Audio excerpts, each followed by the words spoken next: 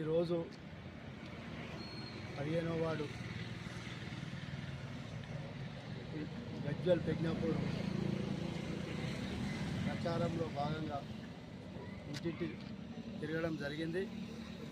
ప్రతి ఇల్లు గడప గడప ఓటు ద్వారా వేయాలని కోరడం జరిగింది. ప్రతి ఒక్కటి ఏదైతే కాంగ్రెస్ పార్టీ బలపరిచిన అభ్యర్థిగా నక్క సంతోష రాములు గౌడ్, ఎక్స్ఎమ్మెల్యే నరసన్న గారు మరియు డిసిసి అధ్యక్షురాలు ఆంక్షారెడ్డి గారు వారి ఆధ్వర్యంలో ఇంటింటి ప్రచారం భాగంగా ముందుకు పోవడం జరిగింది. 15వ వార్డు ఏదైతే సమస్యలు ఉన్నాయో ప్రతి సమస్య సీసీ రోడ్లు కానీ, మోరీలు కానీ, ఇందిరమ్మీన్లు కానీ, రేషన్ కార్డు కానీ ప్రతి సమస్య వారు దృష్టికి తీసుకురావడం జరిగింది. ప్రతి సమస్య మంచి భారీ మెజార్టీతో గెలిపిస్తే కౌన్సిలర్గా సమస్యలని తీర్చడానికి సిద్ధంగా ఉన్నాం. గవర్నమెంట్ ఉన్నది కాబట్టి సీఎం రేవంత్ రెడ్డి ఆధ్వర్యంలో ముందుకు పోతాం. ప్రతి ఒక్కరికి 108 లాగా ప్రతి పని చేసి పెడతానని మీ ద్వారా చెప్తున్నా. నన్ను భారీ మెజార్టీతో గెలిపించాలని కోరుతున్నాను.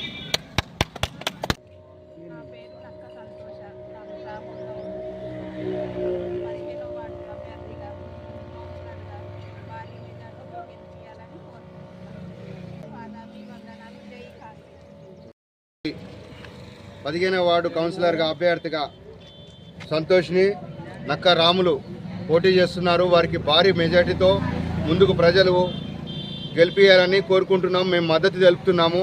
అదేవిధంగా 15వ వార్డులో ఏ సమస్య ఉన్నా పెన్షన్స్ కానీ, వీడియో పెన్షన్స్ కానీ, వృద్ధాప్య పెన్షన్స్ కానీ, రోడ్లు కానీ, మోరీలు కానీ లేదా ఏదైనా డెవలప్మెంట్కి సంబంధించింది అన్నీ కూడా నక్క రాములు దగ్గర ఉండి చేపిస్తాడని మేమందరము నమ్ముచున్నాము.